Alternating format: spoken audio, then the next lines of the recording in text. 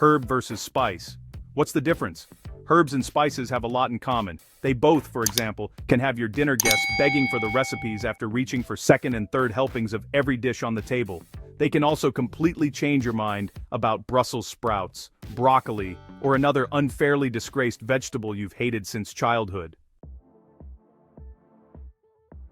And although herbs and spices all come from plants, they don't all come from the same parts of plants. Herbs, as the kitchen explains, are the leaves of a plant, things like parsley, sage, rosemary, thyme, and other ones that Simon and Garfunkel never happened to sing about. A seasoning harvested from any other part of the plant, including the roots, bark, seeds, rhizomes, bulbs, buds, and so on, is considered a spice. Cinnamon sticks are really bits of bark from trees in the Cinnamomum genus, while cloves are dried flower buds from the clove tree.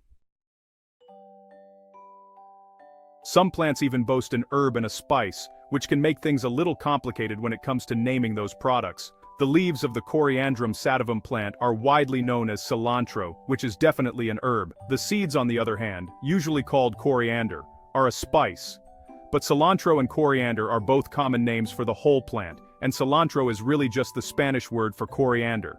Dill, or Anethum graveolens, is another example.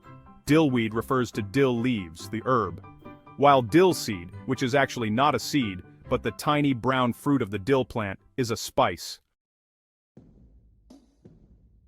If you're talking about an herb with a botanist rather than a chef, however, they won't just be referring to the leaves of the plant. According to Merriam-Webster, the botanical definition of herb is a seed-producing annual, biennial, or perennial that does not develop persistent woody tissue, but dies down at the end of the growing season. Botanically speaking, herbs are whole plants that don't have wooden parts like trees and bushes. The entire cumin plant, for instance, whose seeds are ground into a spice, is technically an herb.